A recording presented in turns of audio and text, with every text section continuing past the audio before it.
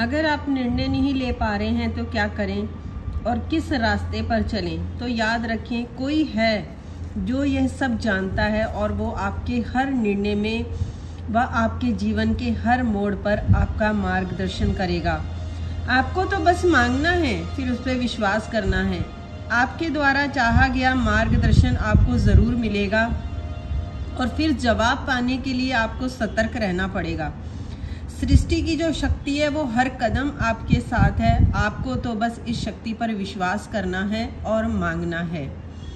बहुत अच्छी वीडियो है आज आप लोगों के लिए। मैं हूं आपकी देवेंद्र, हमेशा की तरह आप लोगों के लिए फिर एक इजी स्टेप लेकर आ गई हूं, जिससे आप लॉ ऑफ अट्रैक्शन को समझें और उसे अपनी ज़िंदगी में उतार सकें। अगर चैनल पर पहली बार आए हैं तो चैनल को सब्सक्राइब करें, वीडियो को लाइक और शेयर ज़रूर करिएगा अगर आपको वीडियो अच्छी लगती है तो। आपको एक सिंपल भाषा में समझाती हूँ। जब मैंने लॉ ऑफ अट्रैक्शन स्टार्ट किया था तो मुझे भी लगता था कि ये कैसे होगा, सच में ये काम करता है या नहीं करता। मेरे मन में 100 सवाल 100 ऐसे रहते थे और मैं सोच में पड़ जाती थी कि क्या चीज़ है ये। जब मैंने धीरे धीरे इसमें अपने आप को स्टेप उठाना शुरू किया, अपने आप को इसमें बढ़ाना शुरू किया, तो मुझे बहुत सारी चीज़ें ऐसे क्लियर होती हुई चली गई। जब मैं शुरू में कोई क्वेश्चन करती थी तो मुझे उसका कोई रिप्लाई नहीं मिलता था, तो मैं सोचती थी कोई रिप्लाई तो आया नहीं, कहाँ है। वहाँ पे मैं गलती क्या करती थी कि मैं चौकस नहीं रहती थी। जैसे मैंने कुछ क्वेश्चन ऊपर वाले से किया या यूनिवर्स से किया या खुद से किया, तो मैं उस पर मतलब क्वेश्चन तो कर दिया, लेकिन आंसर उसका पाने के लिए मैं रेडी नहीं रहती थी। मैं क्या करती थी, क्योंकि मेरा अकेले में मन नहीं लगता था तो मैं परेशान हो जाती थी। या तो मैं मोबाइल में लगी रहती थी या मैं टाइम पास करने के लिए मतलब कुछ ना कुछ चीज़ें करती रहती थी, जहाँ मैं अकेले कभी शांत नहीं बैठती थी। ये मैं अपनी जो आपको जर्नी बता रही हूँ, ये स्टार्टिंग वाली जर्नी बता रही हूँ, ताकि आप अपनी उससे रिलेट कर सको, ताकि आपको समझने में आसानी हो सके। जब मैंने धीरे धीरे इसको समझने का करा तो फिर मैंने रियलाइज़ किया कि जब हम किसी से क्वेश्चन करते हैं, जैसे मान लो कॉलेज चल रहा है या स्कूल चल रहा है, बच्चा अगर टीचर से क्वेश्चन करता है, लेकिन वहाँ पे क्या होता है कि जैसे उसने क्वेश्चन किया उसके बाद जो पूरे स्टूडेंट है अगर वो हल्ला गुल्ला कर देंगे तो उसको अब टीचर ने तो आंसर दिया लेकिन बच्चे ने आंसर नहीं सुना, क्योंकि वो पास में हल्ला गुल्ला हो रहा था। सेम ऐसे ही चीज़ होती है हमारे साथ। मान लो हमने कोई क्वेश्चन किया लेकिन हमारे अंदर भी अशांति है और बाहर भी अशांति है, क्योंकि बाहर की चीज़ें जो होती हैं, अंदर की जब चीज़ें होती हैं वही बाहर होती हैं। तो अंदर भी मन शांत नहीं है और बाहर से भी फिर मेरे को आंसर कैसे मिलता।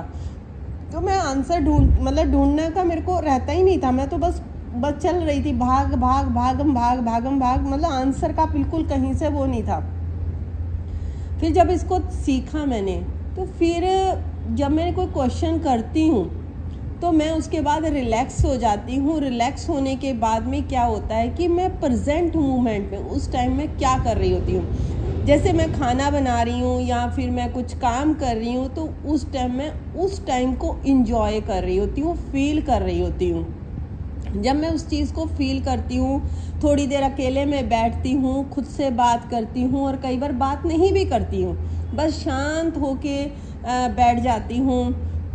अपने अंदर की फीलिंग को, जो हमारे अंदर जो फीलिंग्स होती हैं, कई बार हम उसको ऑब्ज़र्व नहीं करते हैं, तो मैं उसको ऑब्ज़र्व करती हूँ कि इस टाइम मुझे कैसा लग रहा है, मैं कैसा महसूस कर रही हूँ। जब ये मैंने छोटी छोटी चीज़ें शुरू करने लगी तो जो मैंने क्वेश्चन करती थी उसके मुझे आंसर मिलने लग गए। होता क्या है, कई बार हमें आंसर उसी टाइम मिल जाता है, कई बार हो सकता है अगले दिन मिले, तीसरे दिन मिले, चौथे दिन मिले, कोई फ़र्क नहीं पड़ता है।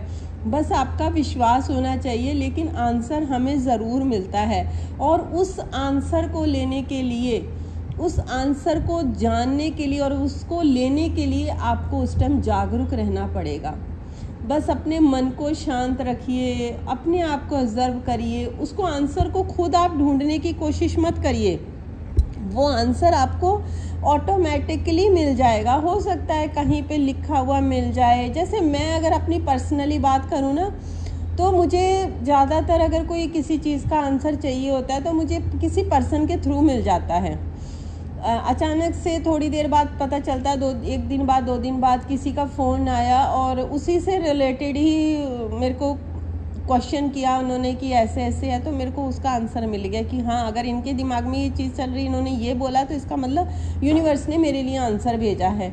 और कई बार क्या होता है कि मेरे सामने वीडियो आ जाती है, मैंने कभी उस वीडियो को मतलब टच भी नहीं किया होता, देखा भी नहीं होता है, मतलब उससे रिलेटेड कभी मैंने सर्च भी नहीं किया होता है, लेकिन फिर भी उसकी वीडियो कई बार मेरे सामने आ जाती है जहाँ पे मेरे को आंसर मेरा मिल जाता है। और कई बार ऐसा होता है कि जैसे मैं शाम को ग्रेटिट्यूड वॉक करती हूँ छत पे, जब मैं छत पे घूम रही होती हूँ, सडनली मेरे दिमाग में, मेरे मन में एक ही ऐसा चीज़ आ जाती है, और फिर उसके बाद उस टाइम भी मुझे नहीं पता चलता कि ये मेरे क्वेश्चन का आंसर मुझे यूनिवर्स ने या ऊपर वाले ने, जिसको भी हम गॉड को मानते हैं, उसने मुझे आंसर दे दिया है। उसके बाद थोड़ी देर बाद क्या होता है, 1-2 घंटे बाद जब मैं बैठी होती हूँ, तब मेरे को रियलाइज़ होता है कि यार उसका आंसर तो मुझे मिल गया था, जब मैं छत पे घूम रही थी तब मुझे उसका आंसर मिल गया था। तो ऐसे दोस्तों हमें आंसर मिलते हैं, लेकिन हमें क्या करना है, अपने बिलीफ सिस्टम को स्ट्रॉन्ग रखना है।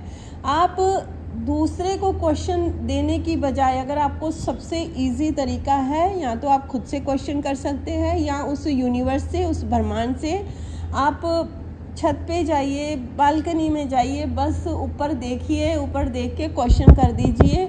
अगर आपको कोई चीज़ समझ में नहीं आ रही है तो आपको उसका आंसर मिल जाएगा। जैसे मान लो कई बार कुछ ऐसी सिचुएशंस आ जाती हैं कि हमें समझ में नहीं आता है कि हम क्या करें। मेरे साथ तो बहुत होता था ये चीज़ें, तो अब भी कई बार हो जाती हैं, तो मैं आंसर करती हूँ ऊपर वाले को, तो कुछ चीज़ों का आंसर तो मुझे मिल जाता है। जैसे कुछ चीज़ों का आंसर नहीं मिलता है तो मैं छोड़ देती हूँ उसको ऊपर वाले के ऊपर। मैं सोचती हूँ कि शायद ये मेरे लिए नहीं बना है, या इसके लिए मैं अभी कुछ नहीं कर पा रही हूँ, या मैं इसके लिए अभी कुछ नहीं कर पाऊँगी, तो इसलिए मैं उसको ऊपर वाले के ऊपर छोड़ देती हूँ। तो आप विश्वास रखिए, बिलीव करिए अपने ऊपर। आप रियली में जो सृष्टि है वो हमें जवाब देती है, लेकिन उस जवाब को पाने के लिए क्या करना है, हमें थोड़ा सा अपने ऊपर फोकस करना है, अपने आप को स्ट्रॉन्ग बनाना है, अपने प्रेजेंट मोमेंट में रहो। मतलब आपकी जो सोच है, कई बार क्या होता है, हम या तो पास्ट को सोचने लग जाते हैं या फ्यूचर को सोचने लग जाते हैं। यहाँ पे हम जो हमने क्वेश्चन किया उसका आंसर तो हमें मिल ही नहीं पा रहा है, क्योंकि हम टाइम ही नहीं दे रहे अपने आप को ना कि वो आंसर हमारे पास आए। हम बस ख्यालों में खोए हुए हैं, या तो पिछली तरफ जो हमारे साथ हुआ उस पर चले गए, और आगे यहाँ आगे फ्यूचर में क्या होगा उस पर चले गए। आप अपने आप को चैलेंज दीजिए, एक दिन का ही चैलेंज दे दीजिए कि आज मैंने क्वेश्चन किया है, और आज मैंने एक दिन ना तो पीछे का सोचना है ना आगे का सोचना है, मैंने बस इस मोमेंट में जो भी है उस चीज़ को बस मैंने आराम से रहना है, बस मस्त रहना है, खुश रहना है, स्माइल चेहरे पर रखनी है।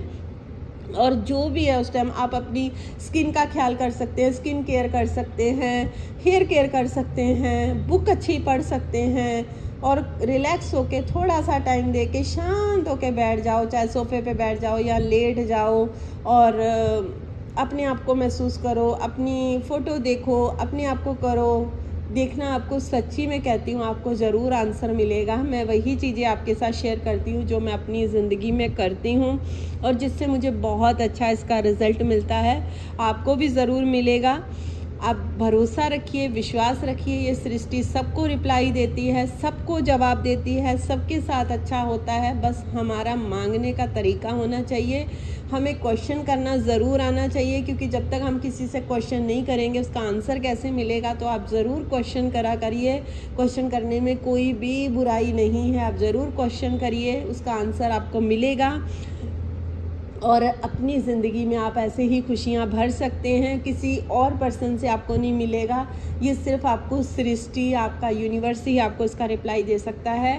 तो आई थिंक आप लोगों को बहुत अच्छे से ये चीज़ समझ में आ गई होगी। तो चलिए, मिलती हूँ नई नॉलेज के साथ नई वीडियो में। हमेशा ऐसे मुस्कुराते रहिए, हंसते रहिए। Take care, bye bye everyone.